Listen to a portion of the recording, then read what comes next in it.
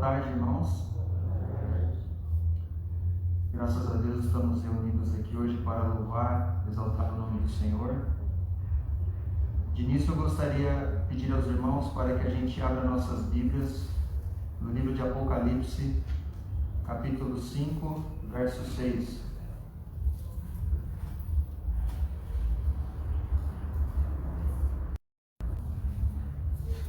Apocalipse, capítulo 5, verso de número 6.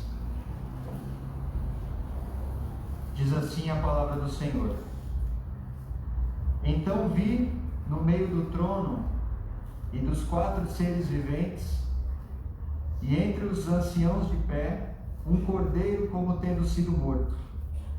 Ele tinha 7 chifres, bem como 7 olhos, que são 7 Espíritos de Deus enviados por toda a terra. Nessa visão que o apóstolo João teve, ele pôde contemplar um cordeiro exaltado diante do trono de Deus, um cordeiro que venceu, um cordeiro como tendo sido morto, trazendo as suas marcas do seu sacrifício. E nós podemos observar aqui pelo menos 2 coisas. A primeira delas é que esse cordeiro, ele traz consigo atributos da deidade. E a segunda coisa que nós podemos ver é quais são esses atributos que ele carrega consigo. Primeiro é dito que ele tinha 7 chifres, é visto com 7 chifres. O número 7 que simboliza a plenitude no livro de Apocalipse, ou a perfeição, e o chifre que simboliza poder, ou seja, todo-poderoso. É o Cristo onipotente. E ele também tinha 7 olhos, ou seja, ele também é todo onisciente. E aqui é dito também que os 7 Espíritos de Deus enviados por toda a terra, ou seja, onipresente. É o nosso Senhor Jesus, que é onipotente, onisciente e onipresente.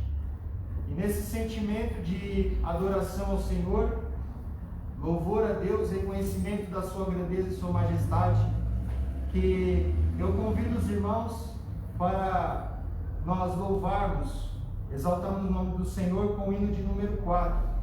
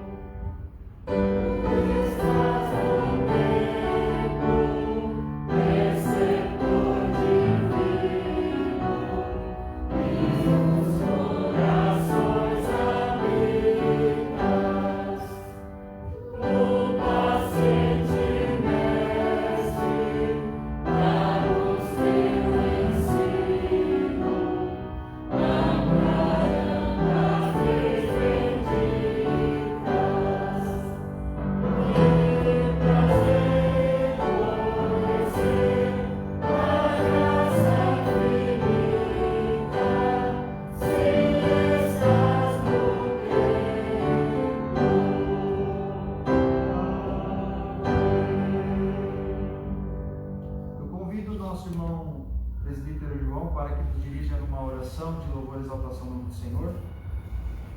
Bondoso detalhe do Eterno Pai, te damos graça, Senhor, por mais esse dia que nos dá, por mais essa oportunidade que nos concede de estar na Tua presença, juntos, com o coração agradecido por tudo que o Senhor tem feito na nossa vida, pela salvação em Cristo Jesus, pela Tua presença infinita no nosso meio, na certeza que pela Tua graça e pela obra redentora e salvadora de Cristo Jesus, a qual, em nome dele, pelos méritos dele, nós entramos na Tua presença e rendemos graças ao Teu nome.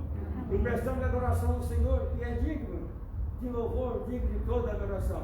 E suplicamos ao Deus de misericórdia que cada um aqui nessa noite seja visitado com o Teu Santo Espírito. Prepara o coração de cada um aqui para receber da Tua parte a Tua santa e bendita palavra, Senhor. Fortalece a Tua igreja. E assim, ó Pai, o Senhor seja edificado com todo o ato de adoração do Teu povo aqui nesta noite. E todo o Teu povo que humildemente, neste momento, se curva para prestar-lhe adoração ao Teu santo nome. Fala o coração de cada um de nós aqui nesta noite. Fala o coração de todo o Teu povo que presta louvor e toda adoração ao Senhor. Usa o Teu servo, Deus, para falar conosco nesta noite. Prepara cada coração aqui para receber a Tua palavra, Senhor. Perdoa-nos, sabemos que nós não somos dignos, mas pelos méritos de Cristo Jesus, aquele que é onipresente, onisciente e onipotente para todos sempre. É pelos méritos dele. E é em nome dele que nós suplicamos perdão e suplicamos, Senhor, que ouve e receba toda a nossa adoração. Para a glória do Teu santo e bendito nome. Amém. Amém. Louvado seja o nome do Senhor. Os irmãos podem se assentar. Vamos abrir nossas Bíblias no livro de Isaías, Isaías 53, verso de número 4.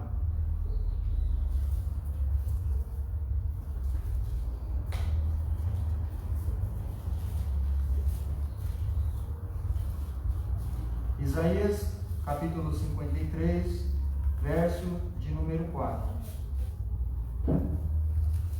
Diz assim a palavra do Senhor: certamente Ele tomou sobre si as nossas enfermidades e as nossas dores levou sobre si. E nós o reputávamos por aflito, ferido de Deus e oprimido.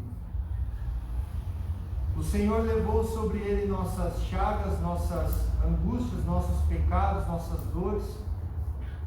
Levou ali no madeiro toda a aflição, todo o pecado, toda a culpa pelo pecado. O Senhor levou sobre si no madeiro. Toda a maldição dos seus eleitos, da sua igreja, Ele carregou ali consigo.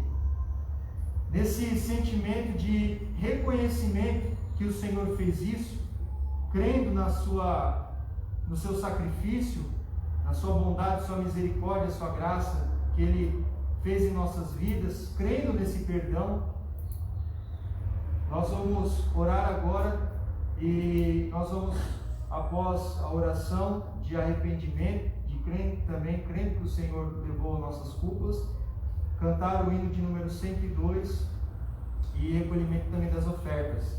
Nessa oração convido o reverendo Plínio para que nos dirija nessa oração.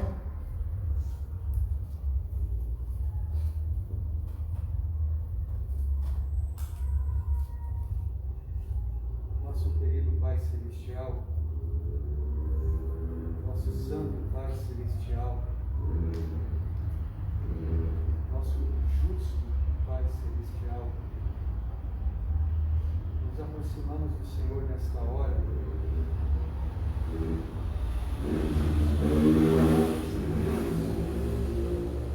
conscientes da Tua santidade, conscientes também do pecado que habita em nós e que muitas vezes nós cometemos. Senhor, como diz a Escritura, o Senhor é tão puro de olhos que o Senhor não pode contemplar o mal. Mas também, como diz a Escritura, se o Senhor for observar as nossas iniquidades, ninguém poderia subsistir na tua presença. Mas, Senhor, a mesma palavra diz que nós somos dignos de morte por causa dos nossos pecados, também fala da tua imensa graça. Porque onde abundou o pecado, superabundou a graça do Senhor, revelada na cruz de Jesus Cristo. Então, Senhor, confiando no sangue precioso de Jesus, que foi derramado em nosso favor, nós nos aproximamos de Ti nesta hora, Senhor, para Te confessar, ao Senhor que muitas vezes pecamos em nossos pensamentos, ou em nossos ou pecamos com nossas palavras, ou através do nosso comportamento, que muitas vezes fazemos o que é mal aos Teus olhos e o reconhecemos, Senhor, mas reconhecendo também que muitas vezes pecamos e nem conseguimos perceber que temos pecado. Mas nós pedimos ao Senhor, Pai, que o sangue de Jesus, o sangue que foi derramado na cruz para satisfazer a Tua justiça, este sangue, Senhor, que foi derramado por causa do Teu amor por nós, que o sangue de Jesus nos purifique de todo o pecado nesta hora, Senhor.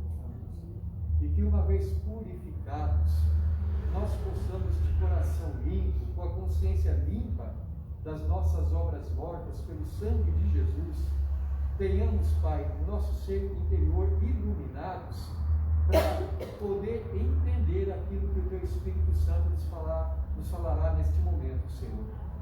E, Senhor, estejamos em plena comunhão contigo, que o nosso entendimento, que o nosso coração estejam alertas, sensíveis à Tua voz, e que, Pai amado, a Tua palavra encontre em nosso coração a terra boa, na qual ela possa produzir fruto que salte para a vida eterna, Senhor. Usa, Senhor Deus, a vida do Teu servo, e, Senhor, que os nossos corações estejam sensíveis àquilo que nos queres dizer. Recebe, Senhor, a nossa adoração e recebe também a nossa gratidão, porque temos a plena certeza que o sangue de Jesus nos purifica, Senhor. Recebe, portanto, as nossas vidas, as nossas ofertas, os nossos cânticos, e desta forma esteja também nos preparando para participarmos da Tua mesa, Senhor, ainda neste culto. Oramos, gratos a Ti, em nome de Jesus, nosso Salvador. Amém. Amém. Hino de número 102.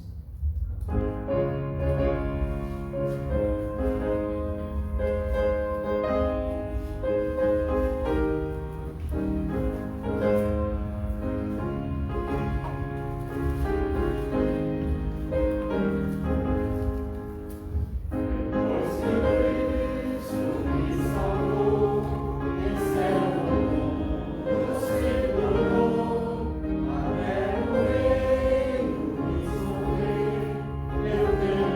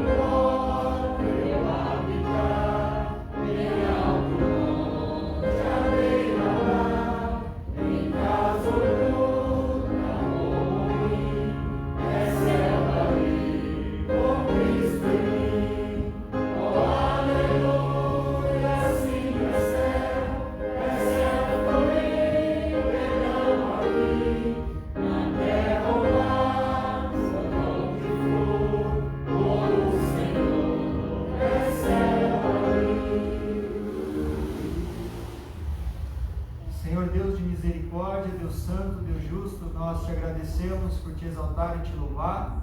Obrigado, Senhor, por cada oferta, Senhor. Obrigado, Senhor, por o Senhor ter abençoado cada pessoa, aqueles que puderam, aqueles também que não puderam contribuir. Nós te agradecemos, Pai, porque o Senhor tem suprido a necessidade da tua igreja, tem dado o alimento, tem dado a vestimenta, a moradia. Nós somos gratos a Ti, Senhor, e que esta oferta, Senhor, seja, Senhor, para a honra e glória do Teu nome, para a edificação da Tua obra. Nós te agradecemos, Pai, pelas ofertas também, a ajuda que o Senhor tem dado através dos Teus servos para ali o seminário. Nós te agradecemos que o Senhor tem sustentado a cada um e tem suprido suas necessidades.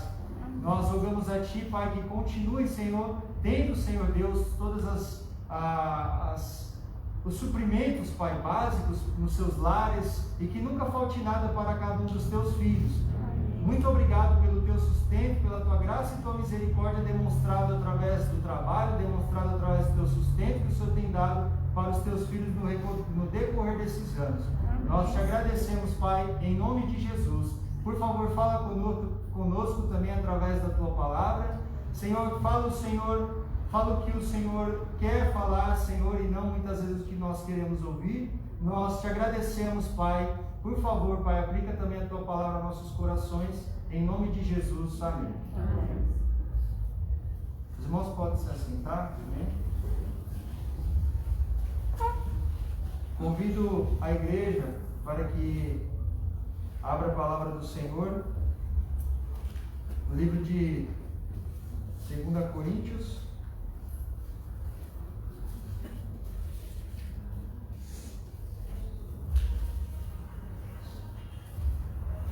Segunda Coríntios capítulo 7, verso 2 Coríntios capítulo 12, verso 7 ao 10.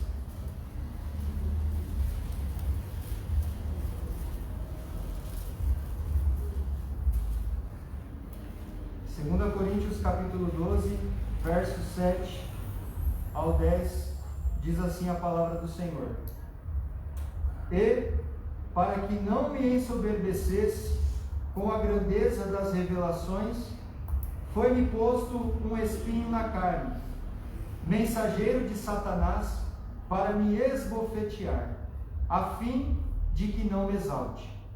Por causa disto, 3 vezes pedi ao Senhor que o afastasse de mim.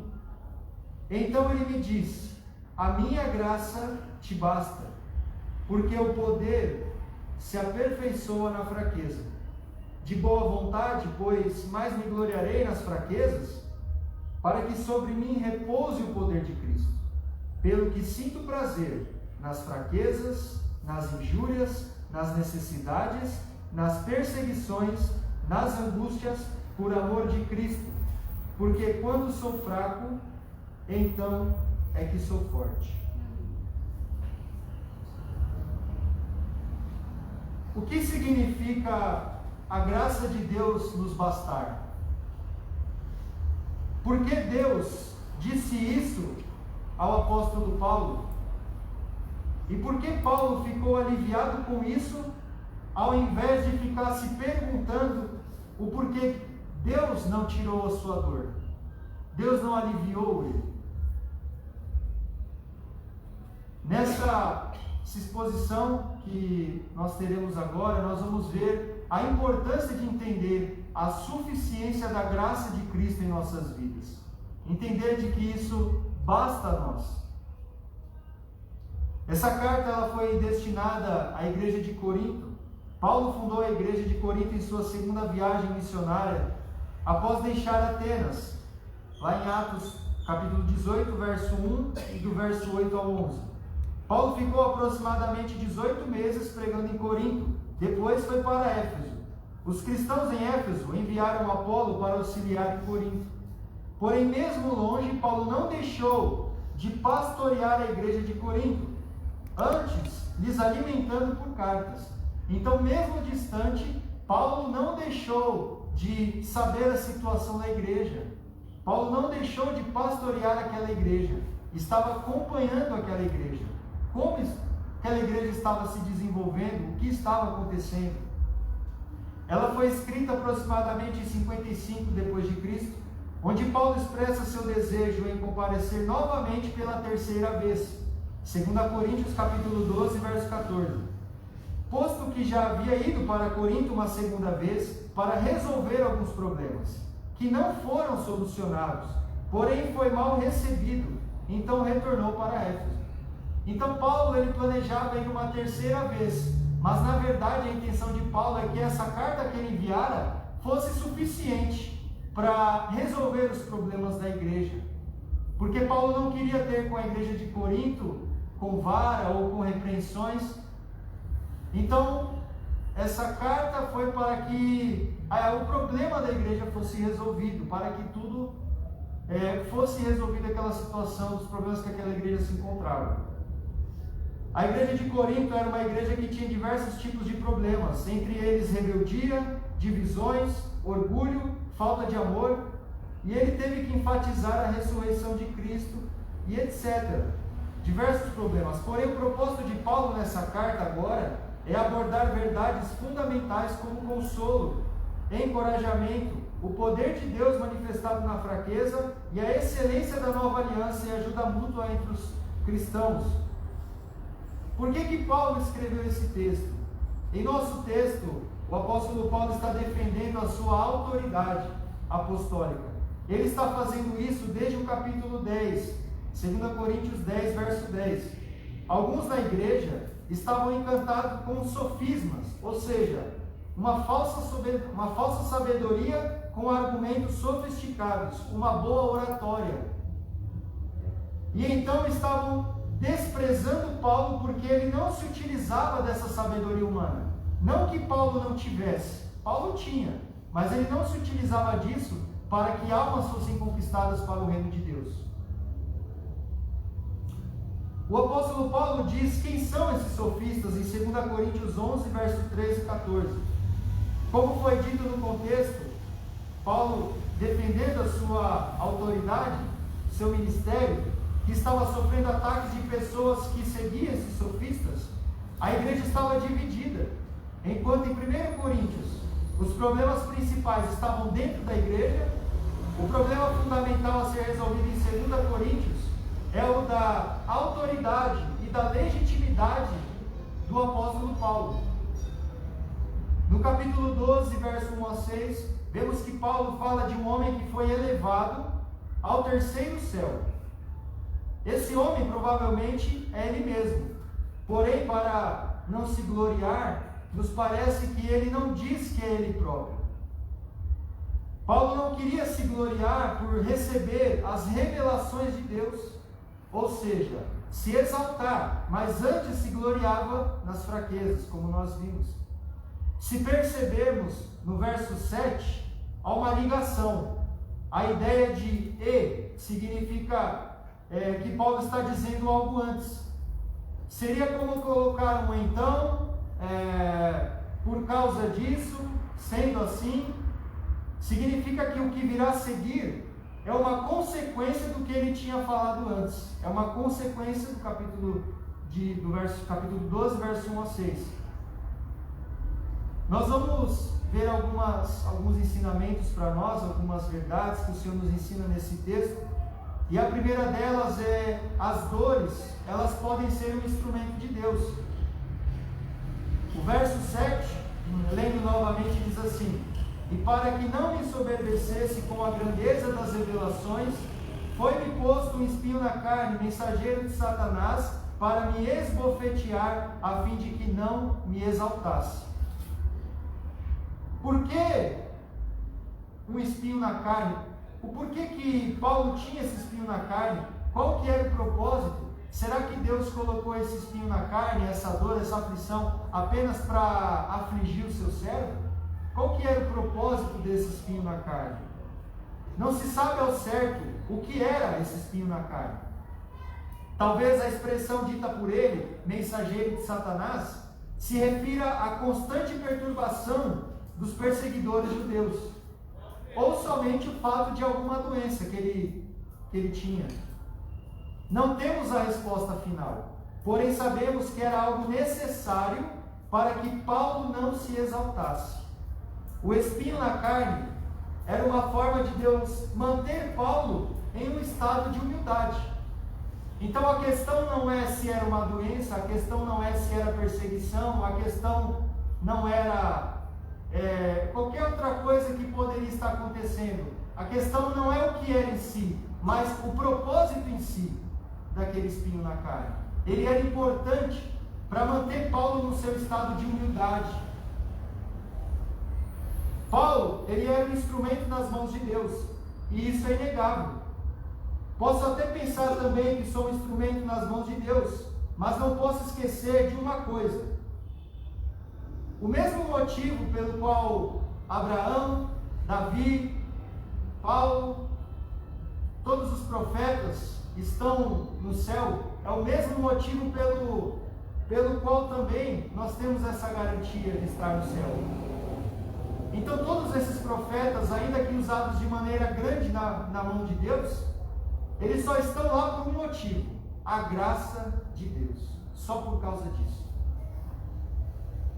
Paulo era um instrumento nas mãos de Deus, e Paulo, mesmo com toda essa sabedoria que talvez ele tinha, que provavelmente ele tinha, Paulo ele não se gloriava, antes se gloriava da graça de Deus na vida dele, porque era o mesmo motivo em que todos os crentes foram salvos em Cristo.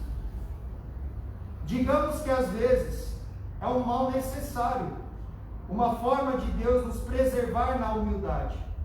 Precisamos que Deus nos coloque em nosso devido lugar como homens miseráveis, e a cada dia nos faça lembrar que somos pó, e sua graça salvadora é tudo o que nós precisamos. Então isso que Paulo sentiu, e o que ele tinha, era para lembrar ele que ele era um miserável pecador, mesmo sendo grandemente usado nas mãos de Deus, e que ele necessitava apenas de uma coisa: da graça de Cristo na vida dele. Em seu comentário de 2 Coríntios 12, João Calvino diz o seguinte: ser esbofeteado é uma severa indignidade. Se a face de alguém se torna saco de pancadas, a vergonha o impede de mostrá-la a outra pessoa. E quando trabalhamos sob qualquer tipo de enfermidade, devemos lembrar que estamos, por assim dizer, sendo esbofeteados pelo Senhor com o fim de nos humilhar e desta forma aprendermos a humildade. A questão aqui não é de fazer o cristão sofrer, porque Deus ele não sente prazer em fazer os seus filhos sofrerem. A questão é: o Senhor ele quer trabalhar dentro do coração da sua igreja, do seu povo, para mantê-los em um estado de humildade. Isso então é necessário para o povo de Deus.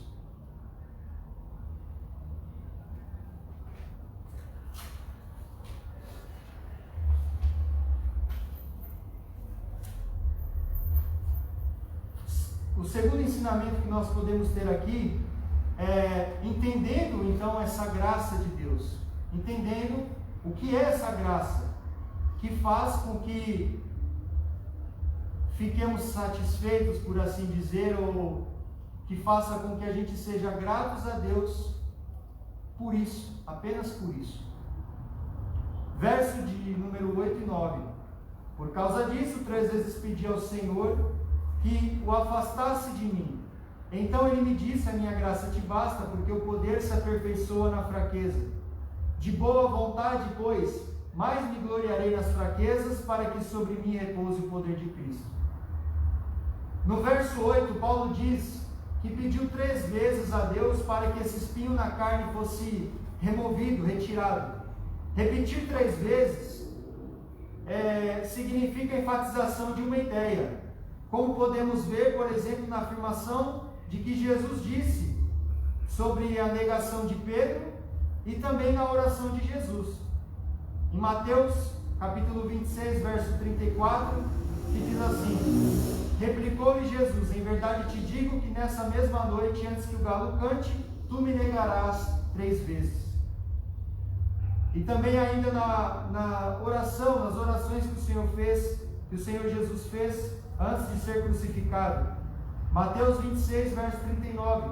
Adiantando-se um pouco, prostrou-se sobre o seu rosto, orando e dizendo: Meu Pai, se possível, passa de mim esse cálice, todavia não seja como eu quero, e sim como tu queres. Verso de número 42.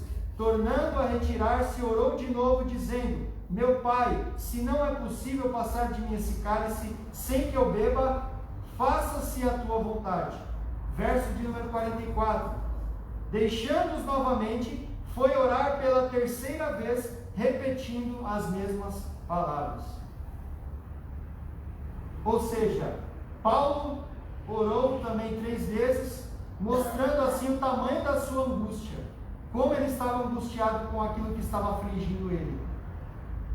Nós podemos observar algo interessante, é que tanto Paulo como Cristo, eles oraram 3 vezes para que algo fosse removido. E em ambos os casos a remoção ela não foi concedida. Podemos perguntar para onde Cristo olhava quando se deparava com essas dores? Para a cruz, pois era a sua missão. E para onde Paulo olhava quando sofria as perseguições e angústias por amor ao Evangelho? A resposta é a mesma, para a cruz. Cristo olhava para algo que ele deveria realizar, e o apóstolo Paulo olhava para algo que Cristo já tinha realizado. A angústia poderia ser tamanha, poderia ser grande, mas o foco estava na cruz, o foco estava no propósito. Tanto para quem iria realizar, tanto para algo que já havia sido feito. E Paulo então olha para isso, para algo que já havia sido realizado em Cristo Jesus. No primeiro capítulo de 2 Coríntios, já podemos ver que Paulo inicia falando sobre seus sofrimentos e que isso deve ser para o conforto dos irmãos, assim como Deus o consolava, em 2 Coríntios 1, verso 3 ao 7. A questão é, o que consolava Paulo, que também deveria consolar os irmãos?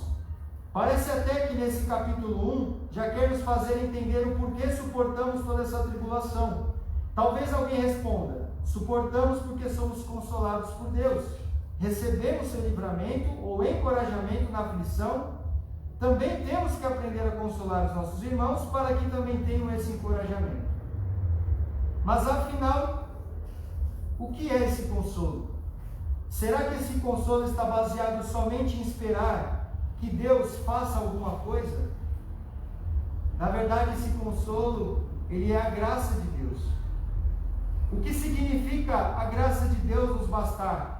Apesar desse texto expressar a graça como sustento vindo do Espírito Santo para suportar as dificuldades, ou seja, as perseguições que Paulo sofria, os sofrimentos que ele sofria por pregar o Evangelho, não há como desvincular o sustento da graça, o sustento do Espírito Santo, da graça salvadora, porque uma coisa depende da outra. Se eu tenho a graça salvadora de Cristo, significa então que o Espírito Santo ele me sustenta, ele vai me sustentar. Precisamos trazer à memória que a graça salvadora de Cristo, ou seja, seu favor imerecido, o fato de Cristo ter morrido por pecadores, por sua própria vontade, para a sua glória. Muitas vezes procuramos o consolo no futuro, onde visamos o fato de que um dia iremos morar com Cristo. Mas na verdade o consolo já está no presente, através da graça que recebemos de Cristo, e foi realizado no passado através da sua obra redentora. Então muitas vezes nós olhamos e esperamos apenas uma graça vindoura, é o tempo do já e o ainda não. Sabemos que já recebemos, porém ainda receberemos completamente, a obra sendo completada lá na eternidade, nossos corpos glorificados diante do Senhor. Só que muitas vezes nós olhamos somente para lá, nós olhamos somente para como se ainda fosse acontecer. Mas na verdade já aconteceu, nós já recebemos isso. Lá em Efésios capítulo 2, verso 4 ao 9. Mas Deus, sendo rico em misericórdia, por causa do grande amor com que nos amou, e estando nós mortos em nossos delitos, nos deu vida juntamente com Cristo. Pela graça sois salvos, e juntamente com Ele nos ressuscitou, e nos fez assentar nos lugares celestiais em Cristo Jesus, para mostrar nos séculos vindouros a suprema riqueza da sua graça, em bondade para conosco em Cristo Jesus. Porque pela graça sois salvos mediante a fé, e isso não vem de vós, é o dom de Deus, não de obras para que ninguém se glorie. Em Romanos capítulo 5, verso 1 e 2, justificados, pois, mediante a fé, temos paz com Deus, por meio de nosso Senhor Jesus Cristo, por intermédio de quem obtivemos igualmente acesso, pela fé, a esta graça na qual estamos firmes e gloriamo-nos na esperança da glória de Deus. Nesses dois textos podemos ver que Deus já nos mostra uma certeza. É claro que estamos, como já foi dito, no já e ainda não, porém só visamos o céu no futuro se já recebemos ele agora. Não há como receber o benefício vindo da graça depois, se a gente já não vive ele agora. Então não há como eu esperar a eternidade depois, se eu já não vivo a eternidade agora. Se eu já não reconheço que a graça de Cristo, ela já está na minha vida, é o que é o suficiente para mim. Então nenhum consolo, nada mais, além da graça, além de Cristo, pode servir como um consolo maior para as nossas vidas. Porque se Cristo não for suficiente, então o que mais vai ser suficiente? Portanto, a graça do Senhor é algo que nós já vivemos agora, e é o suficiente, e é o que nós precisamos. De acordo com esse texto de Romanos, Paulo diz, na qual estamos firmes, e gloriamos na esperança da glória de Deus. Ou seja, já é algo real na vida dos crentes. Sendo assim, a graça de Deus nos bastar, significa que isso é o suficiente para nós. É o que de melhor nós poderíamos ter. E o que realmente necessitamos, e que a gente se deleite nessa graça. O que significa o poder de Cristo se aperfeiçoar na fraqueza? Se voltarmos a 1 Coríntios, veremos que Paulo combate também a essa falsa sabedoria dos gregos. 1 Coríntios, capítulo 1, versos 22 a 24. Porque tanto os judeus pedem sinais, como os gregos buscam sabedoria, mas nós pregamos a Cristo crucificado, escândalo para os judeus, loucura para os gentios. Mas para os que foram chamados, tanto judeus como gregos, pregamos a Cristo, poder de Deus e sabedoria de Deus. Para os judeus era escândalo, porque eles aguardavam um rei vindo num cavalo branco, não é? Eles aguardavam um rei que viria salvá-los do Império Romano, com seu poderio militar, e eles queriam esse livramento. Portanto, um Deus que veio e morreu numa cruz, isso daí é escândalo para eles. E para os gregos era loucura, porque a mensagem do Evangelho para eles, comparado aos seus sofismas, a sua boa oratória, era só isso que eles se importavam? Não era nada para eles. Portanto, era loucura para os gregos essa mensagem, a mensagem da cruz. Portanto, o Evangelho, ele acaba atacando esses dois pensamentos, confrontando esses dois pensamentos.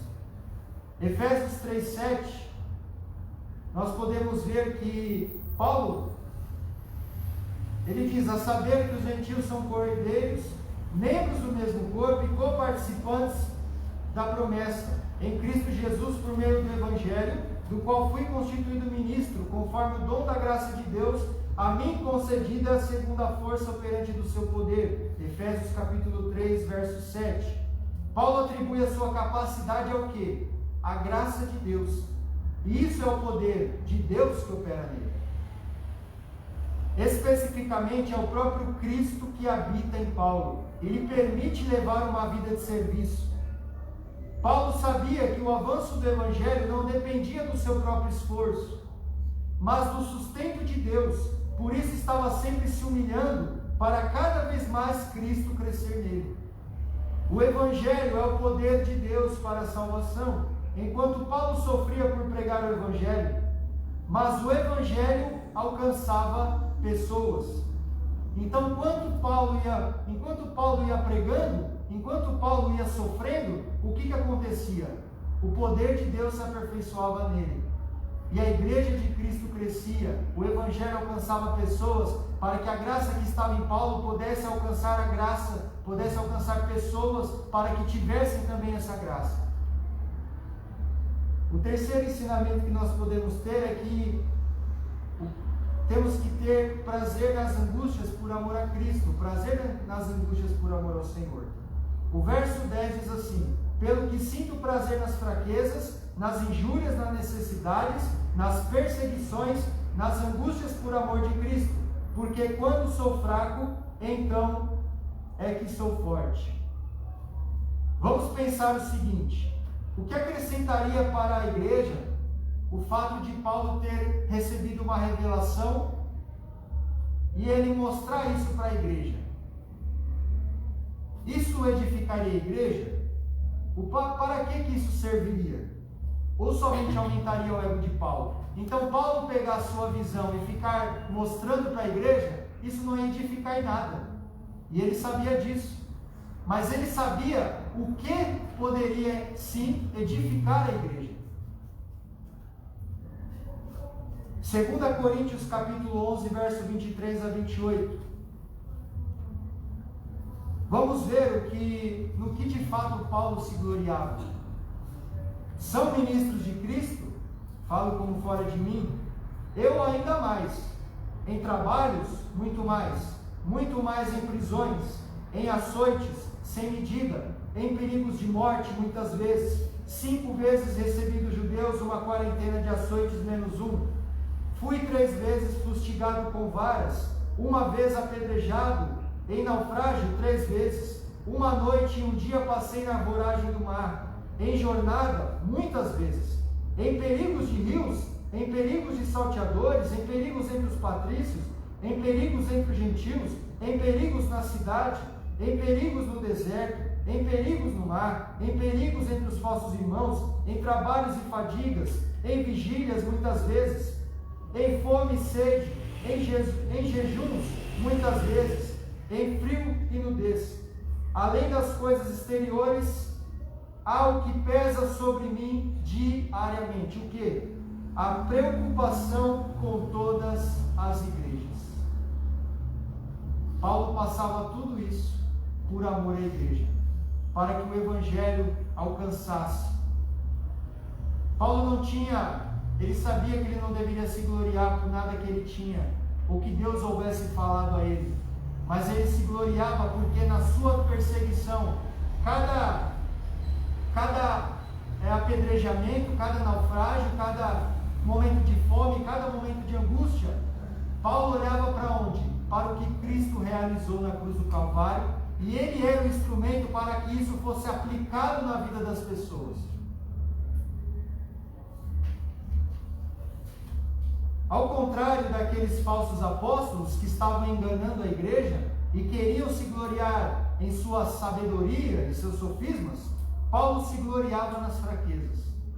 O fato dele dar ênfase nas perseguições, açoites, fraquezas, prisões, naufrágio, apedrejamento, mostra que isso acrescentou mais à igreja, porque foi através disso que a mesma graça que bastava a ele pôde ser derramada sobre as outras pessoas através da pregação do evangelho. Então era isso que motivava Paulo. Ele sofria por amor ao evangelho e ele sabia que a graça de Deus era suficiente. Ele entendeu que a graça de Deus era o suficiente na vida dele, porque a graça de Cristo revelava o propósito da pregação do evangelho. Então ele não se gloriava no que ele tinha ou ele fazia, mas ele se gloriava em o que ele passava por amor a Cristo e por amor à igreja. Era isso que edificava a igreja.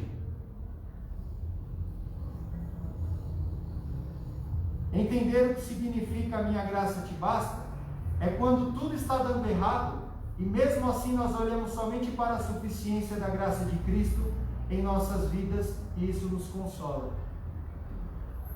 É quando tudo parece que está dando errado. Paulo estava sofrendo, sendo apedrejado. Talvez poderia até pensar, né? Eu acho que eu vou parar. Talvez, está muito difícil aqui a situação. Será que Paulo talvez pensou assim? como será que nós, devemos pensar diante das situações que nós enfrentamos? Portanto, a graça de Cristo ser o suficiente em nossas vidas, isso é o que nos motiva, isso é o que nós precisamos. Não precisamos de algo externo, não precisamos de motivações externas para viver para Deus, para pregar o Evangelho ou para viver numa unidade como igreja. Concluindo aqui para nós, portanto, de acordo com o que vimos, podemos ver duas vertentes onde devemos entender a suficiência da graça e sua ação sobre a pregação do Evangelho. Quando pensamos em nos engrandecer, Deus, com sua misericórdia, nos constrange, nos humilha, nos abate, para que andemos em humildade, reconhecendo que não temos nada em nós mesmos, apenas pecado, apenas miséria. A graça do Senhor nos basta. Então, quando pensamos em nos gloriar, Deus vem com o espinho na carne e faz a gente ser colocado no nosso lugar de servo. Humildade diante do Senhor. 1 Coríntios, capítulo 4. Pois quem é que te faz sobressair? E que tens tu que não tenhas recebido? E se recebeste, por que te vanglorias? Como se o não tivera recebido? Ou seja, que tudo que nós recebemos procede do Senhor. E quando pensamos, e quando passamos angústias, perseguições, tribulações, somos consolados por essa graça, a fim de entender que ela nos é suficiente. E essa mesma graça nos sustenta para levar também o Evangelho do Senhor. Como nós podemos aplicar isso na nossa vida? Tendo sempre em mente o benefício que recebemos de Cristo por meio de seu sacrifício. Não há como olhar para a graça sem olhar para Cristo. Vamos pensar o seguinte: geralmente quando a gente está passando por luta, por dificuldade, às vezes a gente recebe um tipo de consolo. Qual é o consolo? Alguém vem do nosso lado e diz assim: não fica assim não, tem pessoas piores. Ou você está com essa doença, mas tem gente que está pior.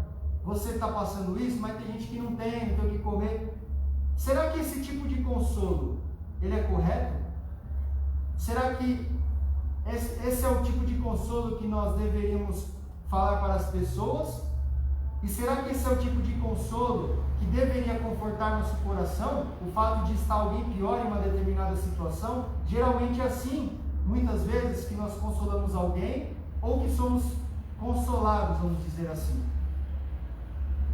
Certamente que não. Nosso consolo não deveria ser o estado pior de alguém, mas o fato de termos essa graça salvadora, onde todos os crentes se encontravam em direção à justa ira de Deus, porém por sua graça nos justificou, pagou a nossa dívida, e por meio dessa graça em nós também podemos levá-la a outras pessoas, assim como Paulo levou.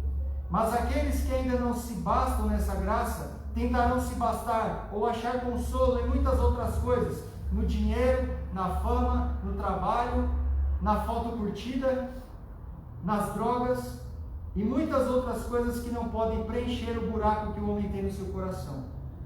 Passamos por sofrimentos, angústias, perca de um parente, desemprego. Levantamos muitas perguntas para Deus. Meu Deus, por que minha casa não fica pronta? Por que eu não entrei para essa faculdade?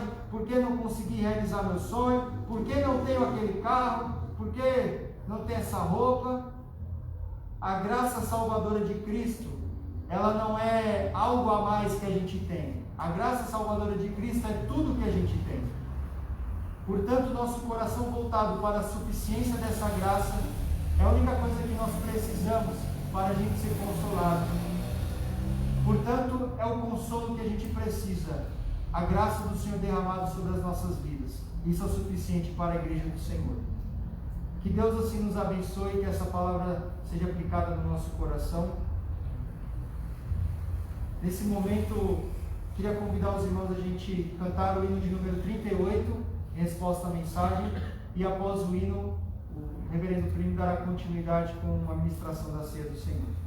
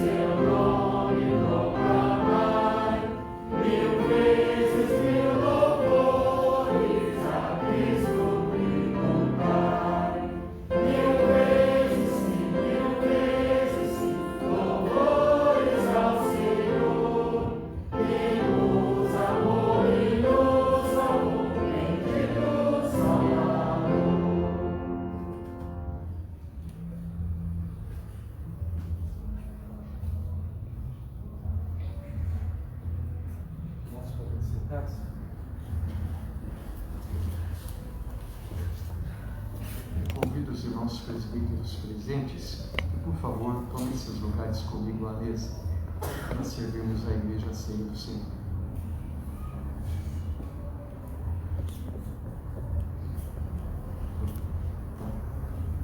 O irmão prefere ficar aí? Tá bem.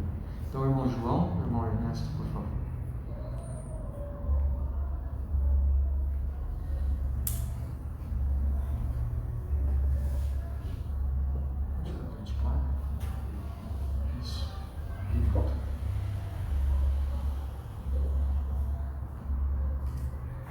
Amados, vamos ler a palavra de Deus mais uma vez. Lucas capítulo de número 22, versículos 19 e 20.